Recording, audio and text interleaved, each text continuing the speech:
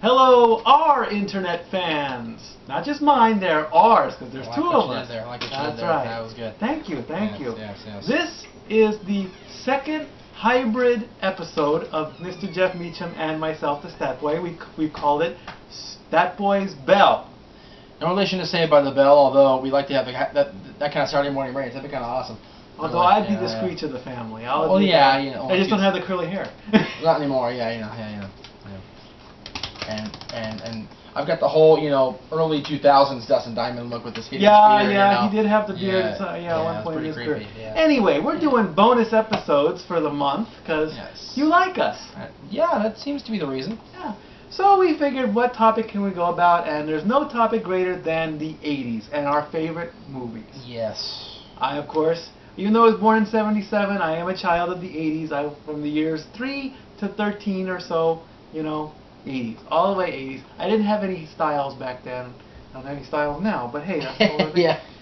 So, we've got our top 10. This is our opinion. If you don't like it, too bad. Would you like to go first, or would you like to I'll go first. You go first, because I'm going to probably make a lot of people mad with my number 10, because it's all the way down number 10. Go ahead. And that is E.T., the Extraterrestrial. E.T. Phone Home. E.T. is always number 10. I've got a lot of movies. I do like E.T. I've always liked E.T. It's never been my favorite of the 80s, but it is definitely in my top 10. I like the story. I like the filmmaking. Spielberg did a tremendous job with this, and I'll always love E.T. I'll always miss the ride at Universal Studios. They got rid of it? No! What's there now, dude? What is that? Jeff. Give us a comment box. What is at Universal Studios Hollywood now where E.T. was? Yeah, I believe it's the Mummy. Well, I thought they got rid of the Mummy too. I thought the Mummy was way on the other side there where Backdraft used to be. I know Backdraft is still there. Oh no, you know what? The Mummy ride is where E.T. is. They put something else Mummy related at Backdraft, and they got rid of that. The ride reminded me of that ice tunnel you would go through when you were on the tram. Yeah, I think that's where they had it at first. I don't know. Anyway, E.T. Cool. Oh, sorry. Yeah. Go ahead. Ice Girls. Yeah. Go ahead. Yeah. Hey, don't get me in trouble. Okay, you're all right. So my number 9, Superman 2. Very good. I think that was one of my favorites. Superman 2 was epic. I dare say it was better than Superman 1, and if you happen to get your hands on the Richard Donner cut, which is now on DVD, of course, it's also awesome. I was only like maybe 7 or 6 years old, and the scariest part of Superman 2 was when he was in the molecular changer and he was turning human. The way the special effects happened, like layer upon layer, scared the bejesus out of me. I didn't want to see Superman anymore. Yeah, it was bad. Very scary. Very scary. Number 8, related to DC Comics. Go ahead. Batman, 1989. Michael Keaton. Jack Nicholson, everybody, yes. They get a load of me. That's right. And I thought that was a tremendous start to the Batman movie franchise. Of course, it petered off there for a little while with George Clooney. But that's neither here nor there. That's in the 90s. We're not going to talk about that. And the question is, where does he get those wonderful toys? Hey, he's Bruce Wayne, baby. He can afford it. The Batarang is the most simplest of the weapons. Yes, most Everything definitely. else, and it's the car, right? Because chicks dig the car. Chicks dig the car. But of course, that was Batman and Robin. Which Well, yeah, but still, the car was still badass no matter what. Yes. Number 7. Number 7. Star Wars, Episode 5, The Empire Strikes Back. Very good. What have we not said on this channel alone about Star Wars and about Empire? Because we love Star Wars on this channel. We love the saga. I've embraced the saga more since I moved into Casa D-18 here, because y'all are crazy about it around here. Right. And I love it. I love every part of it. However, there are 2 movies on here that go against what I just said. Okay, we'll get that in a little bit. Number 6 is Rocky 4. I almost went with Rocky 3 with the Hulk and Mr. T and everything, but Rocky 4 just with everything that's been going on with me lately with the battle with the Russians.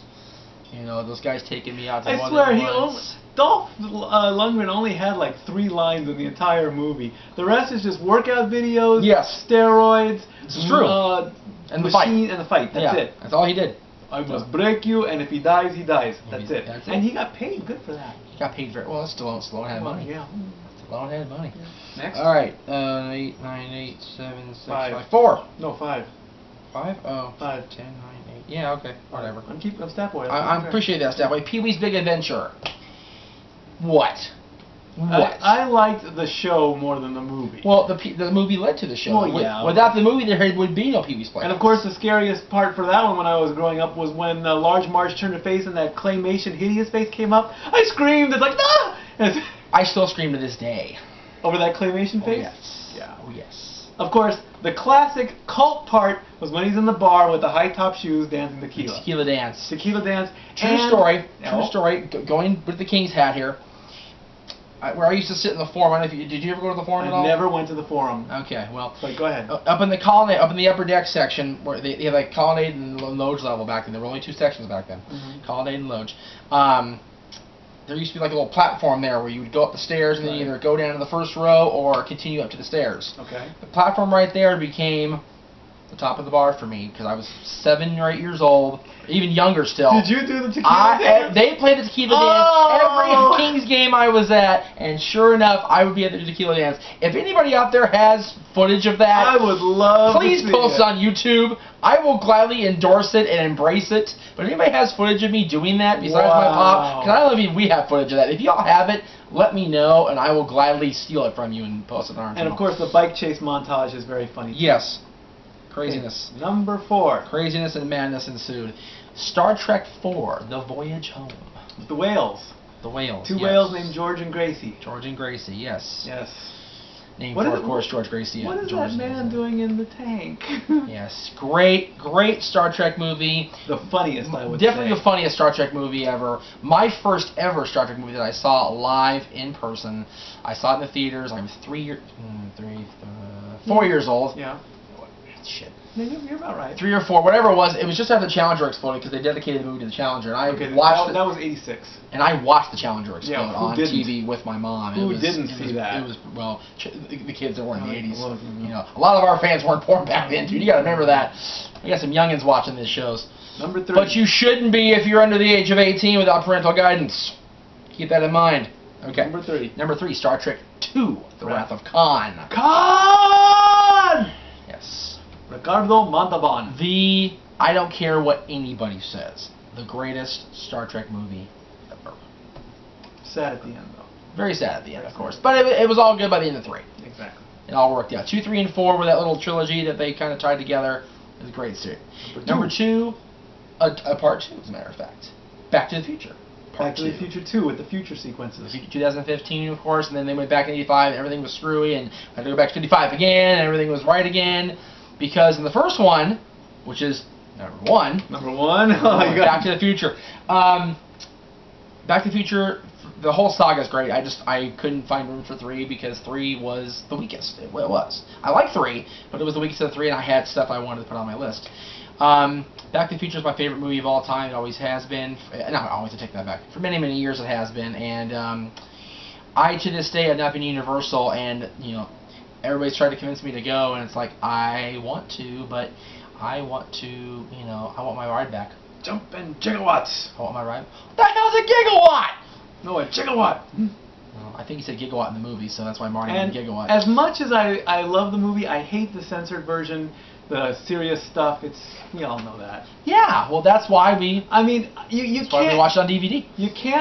You can't cut that scene out, no. Or that line out. No. You know, you can't bleep. You can say some serious.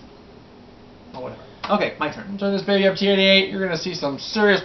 Okay, wait. What do you say? What do you say? What do you say? All right, here you go. All right, here you go. Mikey's turn. Number 10. 1989. Weekend at Bernie's. Oh God. Which is the favorite movie of Rachel Green on Friends? Yeah, there you go. Let's see how we can make a dead guy not look dead. Yeah, pretty much. For both movies. Yeah. Really. Yeah, both of them. Well, part 2 was really corny because of the whole voodoo thing, but part 2 was really bad. Yeah, part 2 was bad. Part 1's epic, exactly. though. Yeah. Number 9. 1984. Gremlins. Oh, man. I love the... Gremlins 2 was over the top, so I had to go with Gremlins, the original, because, you know, Mogwai, he's cute and all Perhaps that. Gremlins 2 will appear later in these sagas that we're going to be taping over the next 3 weeks. You never know. You never know. Hulk's in it. And it's like with the Gremlins, you know, you don't have to expose them to sunlight to kill them. You can kill them any darn way you want. Yeah. Especially if you put them in the microwave. Yes. Microwaves, like, you know, spoons, like Gremlins, die in the microwave. Yeah. It's a true story. Number 8. I said that totally backwards. Yes, you did. Yes, I did. From 1985, Brewster's Millions. Basically, the plot of the story was try to spend $30 million in 30 days, and then Richard Pryor would inherit $300 million. Sounds like Super Rocket Sweet Gun on steroids or something. Yeah. It's a good story. I mean, it's like it shows you the power of money and what you can do. You know, there's no way I could spend $30 million in 30 days. Yeah. 30 minutes maybe, but not 30 days. And to ask the question, does anybody know what the hell Super Rocket Sweep was besides these guys? Anybody remember that show? I love Super Rocket Sweep. Is it still on the air? No, it's not on the air anymore. Because it was an epic show. It was a good one. Everything's epic. Brewster's Millions. Yes, Brewster's Millions. Okay, number 7. Number 7, 1988. Teenage Mutant Ninja Turtles, the original. Yes. Not part 2. Not part 2. Although part 2 was pretty sick too. Favorite scene? Yes, friends, the new Turbo Ginsu. It slices, it dices, it makes French fries, and kids eating the pizza, you know. And of course, pizza sounds good. Yeah. Wise man say forgiveness is divine, but never pay full price for late pizza. It is so sad how Domino's stopped doing that after a guy crashed. It was so sad. It's like, well, what are you gonna do? You know, I would love to tell the Domino's guy, you know, you're 3 minutes late, dude. I get $3 off. Sorry. That'd be awesome. Yeah. Yep. 10, 9, 8, 7. Number 6 from 1985. Rambo: First Blood Part 2. Okay, so the second Rambo. The second Rambo, okay, yes. When he went to Vietnam and he just killed everybody all by himself. Yeah, I've seen Rambo. Ooh, you gotta see Rambo, dude. I know. My Stallone thing is pretty much Rocky. Yeah. Rocky, Stop My Mom Will Shoot, which I'm sorry I ever saw that piece of shit movie. I mean, it's amazing how one man can just kick ass with one gun and one knife. Well, yeah, if you give Rocky a gun and a knife, he's gonna whoop that ass. It's a true story. That's why I play Call of Duty, because I love war movies. There is some serious shit problems with that game. Seriously. Call of Duty, really? The inventor of that game is a psychopath. People don't die quick. I mean, if I'm getting bombarded with bullets, it's gonna take me like 3 seconds to die. Seriously, I watched Mikey get shot beyond belief. Seriously, the guys in World War II in their graves are going, damn! What's taking this guy so long? All right. 10, 9. People that were Normandy are going, ooh. Number 5, 1987, RoboCop. It had some messy moments. It was cheese-tastic, and I'm not talking about when Sting was his partner. Let's throw that out there because that was god awful. So that connects wrestling backwards. Okay, yes. Okay. All right, RoboCop 3 was god awful. RoboCop 2 was okay. Yeah. But the original RoboCop, the video game was cool too. The video game was cool. I'll give you that. Video game was pretty sick. And the Ed 209, the big old thing, like I couldn't walk downstairs. You know, that was funny too. It's like AT-AT on crack. It was. You said an AT-AT. I like that. Number 4, you mentioned it, Back to the Future. Quote the movie. Made the list. Top 5. Quote the list. There you go. Number 3, we said it again. Empire Strikes Back, 1980. You can't argue with greatness, people. No, you can't. You can't argue with greatness. Number 2, 1982, Tron. I loved Tron. That's why I loved Tron Legacy. I never saw it. You gotta see Tron. The only thing I've seen of Tron, and I don't know if you remember this, working at Disney as long as you have or not, on the People Mover. There used to be a little part of People Mover you would go through like this little tunnel thing. The Tron part. That's the only thing I've seen of Tron ever. You know, the game, I never really played. I did like the game. I did play the game, but I wasn't very good at it. But the light cycles were they were like 8-bit computers, because that's what was used back then in 1982. Yes. 8-bit computers, man.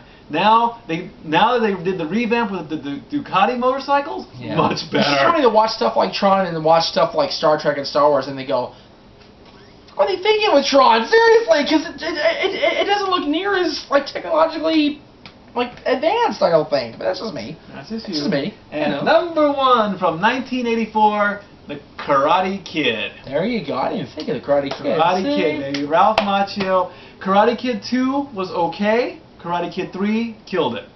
Well, yeah, because it wasn't even Ralph. It was Hilary Swank. No, that was the next Karate Kid. That was Karate Kid 4. Oh, was 3 still Ralph? 3 was Ralph, and that was the first one to be done in Letterboxd. But Karate Kid, wax on, wax off. Pat Morita, you know, you're the best around, and you're the best on my list. Karate Kid, 1984, baby. And it made for one of the greatest wrestling theme songs in the history of the world. And it always ties back to wrestling. Of course All right, guys. It's a wrestling channel. That's right. You've got our list. Let's hear from you guys. Come on. Let's hear those comments. I want I want to rant some more. Well, next week we shall rant, Mikey. Because next week, I'm trying to remember which one we're doing next board week. Games. I'm going to play board games. And I'm not going to play Words with Friends. I'm going to play a board game. Damn it. There you go. All right. We'll see y'all next week. Stat Boy out.